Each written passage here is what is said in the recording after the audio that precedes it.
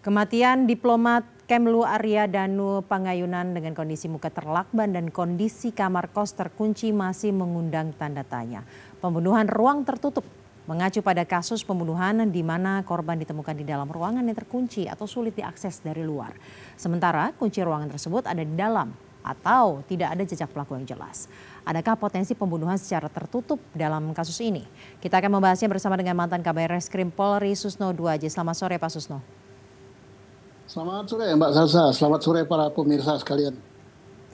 Pak Susno, jika kita merujuk dari kasus ini, pintunya terkunci dan pintunya ini smart lock, bukan akses yang mudah ya dari luar kemudian masuk ke kamar.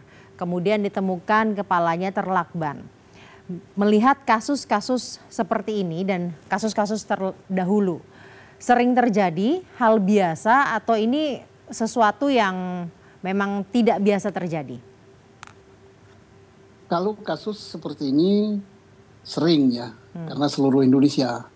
Persoalannya ini meninggalnya wajar apa tidak wajar. Seorang penyelidik Polri dan penyidik begitu menemukan orang meninggal dunia, maka ada dua kemungkinan. Satu, meninggalnya wajar. Dua, meninggalnya tidak wajar.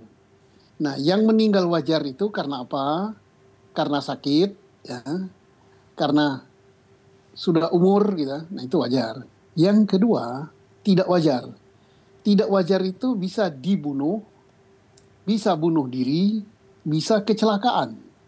Nah sekarang bagaimana cara menentukan itu meninggalnya wajar atau tidak wajar? Tidak boleh dengan praduga, tetapi dengan saintifik. Apa itu saintifik? Polisi datang ke TKP, nanti TKP yang akan menjawab. Apa yang dilihat pertama? Kondisi korban. Nah, di sini kondisi korban ada lakban di kepala.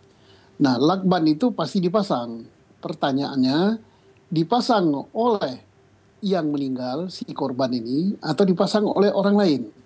Itu akan terjawab dari ada tidak adanya sidik jari pada lakban tersebut. Nah, itu sidik jari adalah saintifik.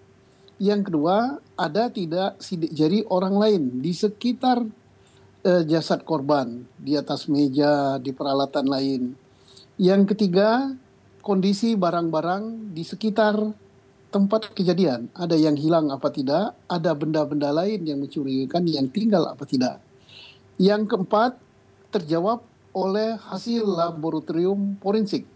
Nah, dari laboratorium, hasil bedah mayat akan terjawab apa yang menyebabkan meninggalnya korban. Apakah karena tidak bisa bernapas atau adanya suatu zat yang masuk ke dalam tubuh korban.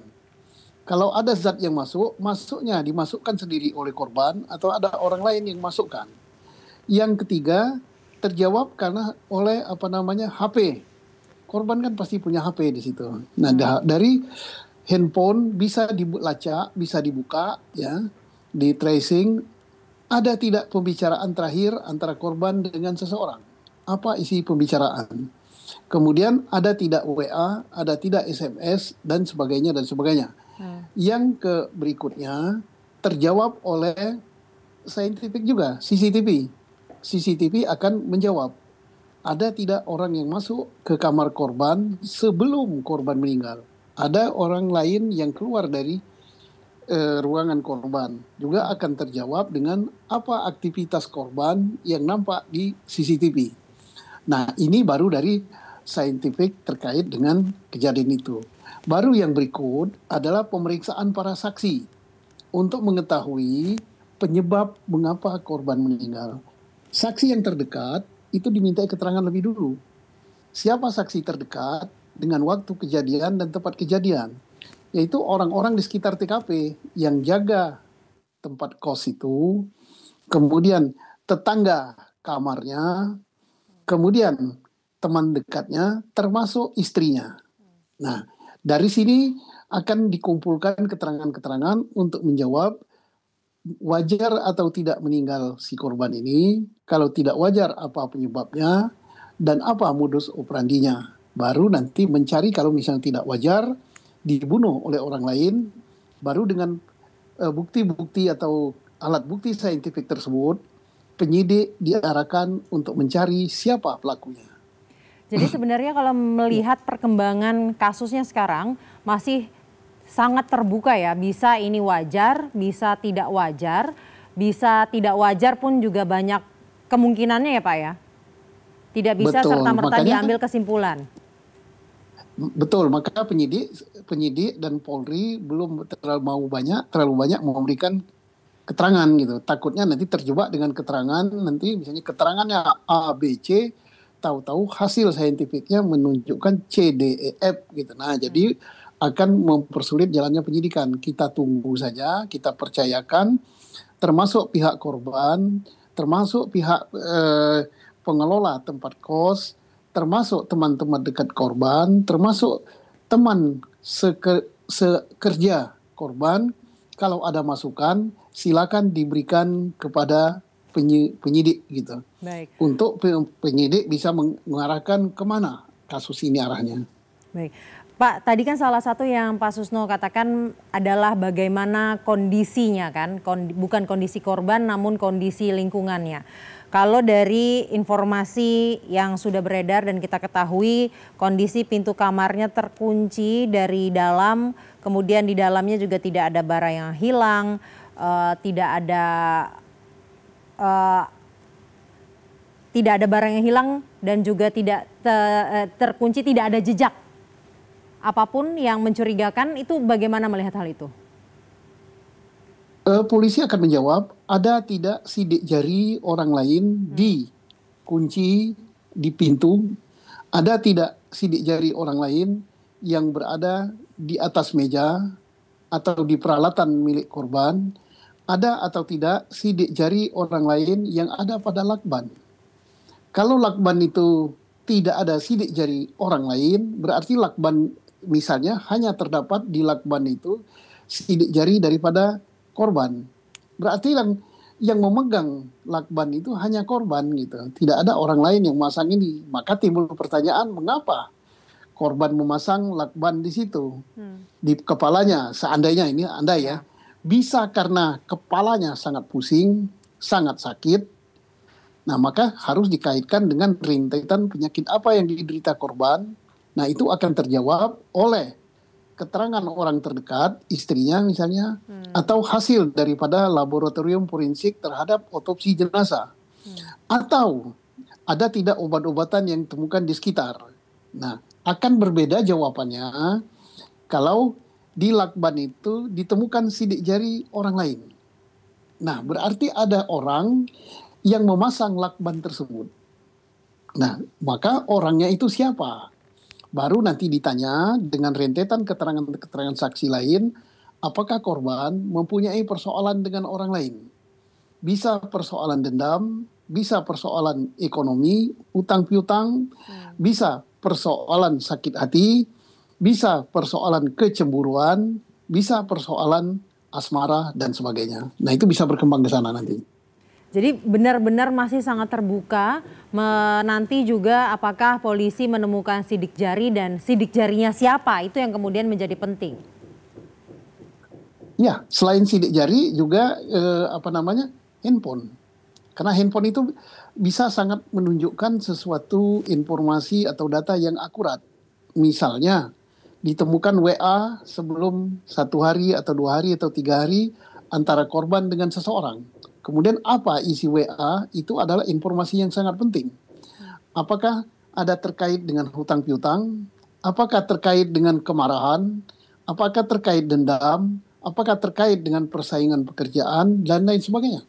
Dari situ suatu jawaban yang sangat bagus. Termasuk juga pembicaraan telepon. Karena pembicaraan telepon itu bisa diangkat juga. Apa isi pembicaraan?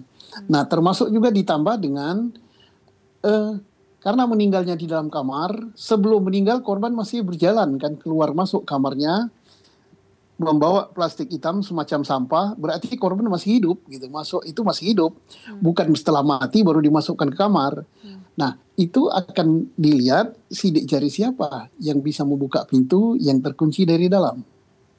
Nah, jadi kita memaklumi Polri belum mau berbicara banyak karena belum bisa memastikan penyebab daripada kematian ini.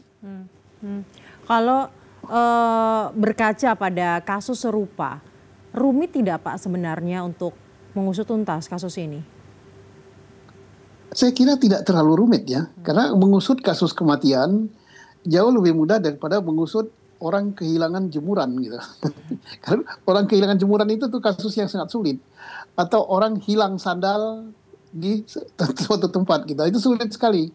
Karena ketukar atau apa. Tapi pembunuhan ini orang mati mengungkapnya tidak terlalu sulit gitu. Baik. Kita doakan aja segera terungkap ya. Jika melihat kasus-kasus serupa pembunuhan di ruang tertutup, seberapa banyak memang sering terjadi di Indonesia? Dan biasanya kalau dilihat dari persentasenya, kematiannya wajar atau tidak Pak? Kalau kasus-kasus di ruang tertutup seperti ini. Nah, memang kebanyakan kasus pembunuhan itu terjadi di ruang tertutup ya.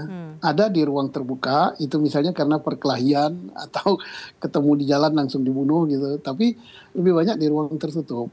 Nah, karena ruang tertutup, yang utama daripada penyidik harus lakukan adalah mengetahui penyebab kematian itu wajar apa tidak wajar dulu. Itu yang pertama. Nah, kalau tidak wajar, nah yang lain misalnya begitu masuk langsung ditemukan orang mati ada luka tusuk atau mati jenazahnya sudah di dalam karung, dibuang suatu tempat, dimutilasi. Nah itu langsung gampang bahwa itu tidak wajar, bahwa itu ada sesuatu penyebab terkait dengan orang lain. Nah tapi kalau yang seperti sekarang ini masih ada dua kemungkinan. Bisa meninggalnya wajar, karena bisa meninggalnya tidak wajar karena bunuh diri, ya. Bisa juga wajar karena penyakit. Misalnya karena sakit kepala yang sangat berdenyut-denyut atau penyakit lain gitu, dia minum obat yang overdosis. Temukan obat dan sakit kepala Pak, obat sakit kepala dan obat sakit lambung, kemudian keterangan dari istri almarhum ini juga menyatakan bahwa korban mengalami sakit GERD atau asam lambung. Nah, kemudian kita harus kaitkan, nanti yang bisa menjawab adalah dokter forensik. Hubungan antara sakit asam lambung dan sakit apa dengan kepala yang diikat dengan lakban. Apakah sakit lambung dan sakit yang lain itu mengakibatkan sakit kepala yang berlebihan sehingga yang bersangkutan perlu meminum obat sakit kepala dan perlu kepalanya diikat sama lakban, diikat sendiri karena untuk menahan rasa sakit. Nah itu yang bisa menjawab adalah dokter forensik nantinya. Sehingga memang kita harus menunggu bagaimana kesimpulan dari scientific identification yang sedang dilakukan oleh kepolisian ya Pak ya? Betul sekali. Biasanya dibutuhkan waktu berapa lama Pak untuk kasus-kasus serupa? Pertama sangat tergantung dengan hasil yang didapat dari berita acara visum dari laboratorium. Itu yang satu, yang menentukan apa sih penyebab kematian yang bersangkutan, apakah karena keracunan, apa karena apa. Yang kedua, tergantung daripada hasil pengolahan sidik jari yang ditemukan. Yang ketiga, tergantung dari hasil pengolahan percakapan atau komunikasi di handphone yang bersangkutan, termasuk salah satunya dukungan daripada CCTV. Nah itu bisa 1 minggu lebih ya, bisa sampai 10 harian gitu. Karena ada beberapa yang harus diminta kepada operator ya, operator telepon, operator HP ya. Karena Polri kan tidak semua percakapan, semua komunikasi itu ada di operator HP gitu ya. Apakah misalnya operator A, operator B dan semuanya, disitulah Polri harus bersurat untuk meminta rekaman-rekaman percakapan itu. Baik, itu artinya kira-kira biasanya melihat rekam jejak kasus-kasus serupa dibutuhkan waktu kurang lebih 2 pekan hari kerja ya Pak untuk mengungkap. Bisa jadi. Baik, mengungkap bisa kasus jadi. serupa. Baik, terima kasih Pak Susno Duaji, mantan Kabarreskrim Polri telah bergabung bersama kami di CNN Indonesia. Terima kasih Mbak Salsa, terima kasih para pemirsa.